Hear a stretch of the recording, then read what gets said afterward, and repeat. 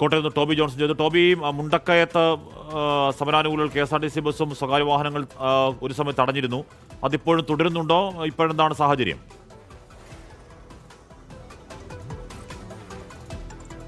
ഹാഷ്മി, ജില്ലയുടെ പല സ്ഥലങ്ങളിലും സമാനമായ രീതിയിലുള്ള സംഭവങ്ങൾ നടക്കുന്നുണ്ട്.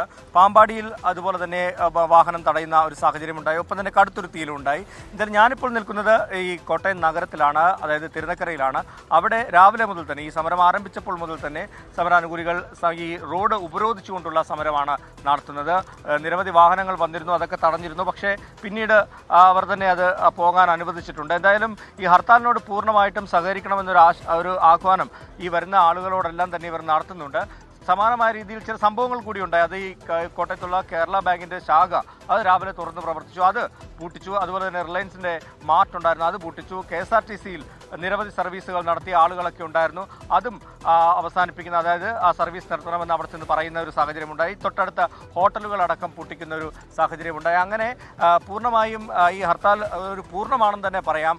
നമ്മളോടൊപ്പം CSDS നേതാവ് സുരേഷ് കൂടി ചേരുന്നുണ്ട്. എങ്ങനെയാണ് ഈ ആദ്യഘട്ടത്തിൽ ചില ആശയക്കുഴപ്പമുണ്ടായി, ഈ വാഹനങ്ങൾ യാത്ര ചെയ്യുന്നതിന് കുഴപ്പമില്ല എന്നുള്ള ഇതിൽ ആളുകൾ വഴിയിലേക്ക് ഇറങ്ങിയോ? അങ്ങനെ ഒരു ആശയക്കുഴപ്പമുണ്ടായോ? ഇല്ല, ഇത് നമ്മൾ ഇന്നലെ തന്നെ പറഞ്ഞിരുന്നു. അവശ്യ സർവീസുകളെ മാത്രമാണ് ഒഴിവാക്കിയിട്ടുള്ളത്. പക്ഷേ അത് വകവെക്കാതെ പട്ടിക വിഭാഗങ്ങൾ നടത്തുന്ന ഹർത്താലിനെ പരാജയപ്പെടുത്താൻ ഒരു ഗൂഢശക്തി കേരളത്തിൽ പ്രവർത്തിക്കുന്നുണ്ട്. അവരാണ് ഈ ഹർത്താൽ പൊളിക്കാൻ വേണ്ടി ശ്രമിക്കുന്നത്. കുറേ ആളുകളെയും വണ്ടികളെയും വിട്ടത്. KSRTCയിൽ ഒറ്റയാൾ പോലും ഇല്ലാതെ കോൺവേ ആയിട്ട് സർവീസ് നടത്താൻ നിർബന്ധിതമാകുന്നതിൻ്റെ പിന്നിൽ ആരാണ്? ഏത് വകുപ്പാണ്? ഗണേഷ് കുമാറാണ് പറഞ്ഞത് ഹർത്താൽ പൊളിക്കാൻ വേണ്ടി KSRTC നഷ്ടത്തിൽ ഓടണമെന്ന് പറഞ്ഞത് ആരാണ്? ഒരാൾ പോലും ഇല്ലാതെ സർവീസ് നടത്തുക.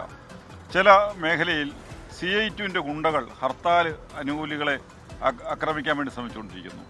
ചില മേഖലയിൽ സംഘടിതമായി ഈ ഹർത്താലിനെ ഇല്ലാതാക്കാൻ ശ്രമിച്ചിട്ട് പോലും ജനങ്ങൾ ചേർത്ത് നിന്നുകൊണ്ട് ഹർത്താൽ 14 ജില്ലയിലും ചരിത്ര വിജയത്തിലേക്ക് മാറുകയാണ്. എല്ലായിടത്തും അങ്ങനെയുള്ള റിപ്പോർട്ടുകളാണ്.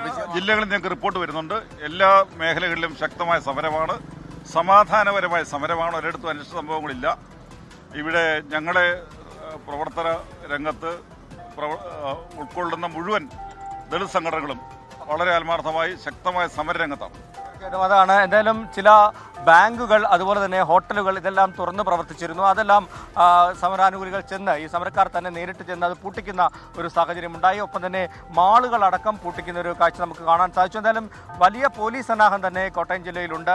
അറസ്റ്റ് അടക്കമുള്ള നടപടികളിലോട്ട് പോലീസ് കടന്നിട്ടില്ല. അങ്ങനെ ഒരു സംഘർഷത്തിലേക്കോ മറ്റും പോകേണ്ട ഒരു സാഹചര്യം കോട്ടയത്ത് നിലവിലുണ്ടായിട്ടില്ല. പക്ഷേ കൃത്യമായി തന്നെ ഈ ഹർത്താലിൻ്റെ ഭാഗമായിട്ടുള്ള റോഡ് തടയൽ, അതുപോലെ തന്നെ കടകൾ അടപ്പിക്കൽ തുടങ്ങിയ കാര്യങ്ങളെല്ലാം തന്നെ ഇന്ന് നടന്നു. ശക്തമായി തന്നെയാണ് ഈ ഉച്ചയോട് അടുക്കുമ്പോഴും ഹർത്താൽ കോട്ടയത്ത് പുരോഗമിക്കുന്നത്. ഹാഷ്മി,